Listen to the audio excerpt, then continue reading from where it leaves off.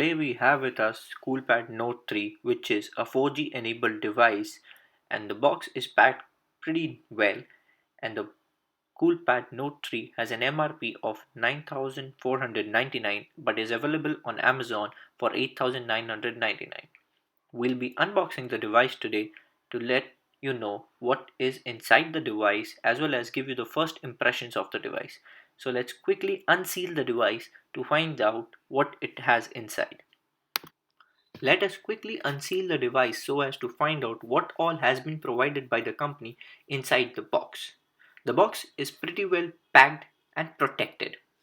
So let's now jump inside the box so as to take a look what all is there. When you open the lid of the box, you'll find the Coolpad Note 3 itself. Let us take the device out so as to find out how well built it is as well as how well it feels in your hand when you use it. The phone has a protective screen guard on it which reads fingerprint recognition, octa-core 64-bit processor, 3 GB plus 16 GB ROM, 5.5 large HD screen. On the back of the device you have the Coolpad noting as well as the fingerprint scanner at the back. Let us keep the device to aside and have a look what else is there inside. The company has provided a screen guard so as to remove the screen guard already applied with this one. Let us keep this aside and have a look inside. Moving ahead, you will find the documentations related to the Coolpad Note 3. It has the Coolpad Note 3 warranty card as well as a quick start guide. Let's have a look at the quick start guide. These are the basic steps so as to make you familiarize with all the usage of the phone. Moving ahead, you will find headphones inside the device. The headphones seem to be of quite a nice build, but we'll have to test them so as to let you know how well they are. Then you have these USB adapters as well as these can be used for charging, and then there is this normal USB adapter wall charger. Keeping all this aside, now let's have a look at the device itself. I'll be removing this advertised screen guard so as to have a better look at it. Giving you a brief overview of the device has a 5.5-inch large HD screen, a front-facing 5 megapixel camera, and the touch capacitive buttons at the bottom.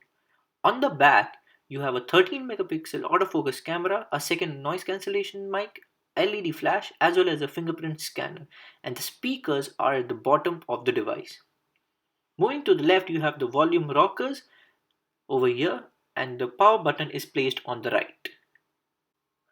When you move to the bottom, you will find a USB micro connector, and beside this, there is the microphone. When you move to the top, you just have the 3.5 mm audio jack. So now let's turn on the device so as to find out what the UI is all about and how does it feel. While the device is turning on, I would quickly set it up so as to give you the first impressions of the device. The device had turned on and I've set it up so as to check how it is. As soon as you turn it on, you'll receive a wireless update. This is a software update being provided by Coolpad. When you dig into it further, you'll get to know that it is an update for version V024, as it says, a new version. So one thing it is clear that Coolpad is proactive when it comes to fixing bugs and providing updates to its customers. Another thing that you notice straight away is that the bezel has three capacitive buttons which are not backlit. So you'll find it difficult when you use it during night or low light conditions. The most talked about feature of this device is the fingerprint scanner here. So let's jump to it and see, does it actually perform that well as we have talked? Turning the fingerprint recognition on, it will ask you to confirm your PIN which I had earlier set up while setting up the device. The device says adjust the grip. I'll be placing my index finger here so as to check how well does it recognize? It is working great up till now and recognizing my fingerprint in around 6 to 7 taps. I'll save it, naming it as mine, and test it further and check how does it will perform. So now let's just lock the device up and see how well does it perform. 3, 2, 1, and boom. Here you go. So that was quite blazingly fast, less than a second. Let's do it again and check. Again, it performs pretty well. So it is clear the fingerprint scanner works great. Moving ahead, when you tap on the settings, it will bring a list of drop downs and you'll have to tap it again to go into the settings. Moving to about mode, the device runs Android 5.1 Lollipop, and as expected, it is likely that it will receive the Marshmallow update soon.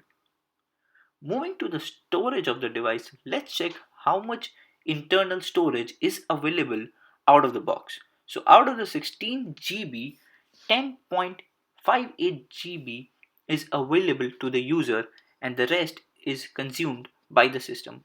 5.08 GB has been used by the system. Around 500 MB is used by pre-installed app and boltwares. So that is basically how much you get out of the box. Moving ahead, let's just have a look around what does it feel like. The device is quite easy to scroll and it does, you know, feel well when you are using it. Moving ahead, it has a lot of different options over here. The Cool Store, you have these pre-installed apps over here and the screen has all the apps on it. So basically there is no app drawer. This is the dialer app which is neat and clean. You can tap on contacts as well as favorites to view them. Let us now go and check out the camera.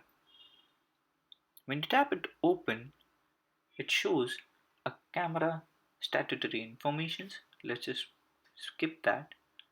The camera is a 13 megapixel one at the back and has a 5 megapixel camera at the front. So this is just an initial review. We'll be posting a complete review soon. The shutter speed is quite fast. Let us check various modes that it offers. It has a normal mode, face beauty, HDR, dim light shot, smile shot, panorama, and the gesture shot. So you have various options to it. When you turn over the Pro mode, you get various settings. You can change the white balance of the camera. You can even move on and control the exposure of the device. You can even control the ISO. It has a maximum ISO of 800. So, and you can even change the aperture of the camera. So it gives you the full control of what you click and how you see it.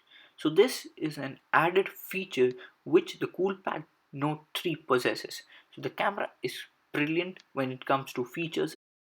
One last thing that I would like to talk about is the FP lock. It is an inbuilt app which requires fingerprint, and then it allows you to lock all the applications that you have on your device, which will be unlocked only and only when you give your fingerprint access to them. So let's just lock up WhatsApp right now. Moving back, so when you click on WhatsApp, it will require your fingerprint, and when you give access via your fingerprint, the app opens up. So it is a very useful feature to have in inbuilt, so that supports the entire functionality of fingerprint. So this was a basic quick impression of the Coolpad Note 3. We would shortly be coming out with the entire in-depth review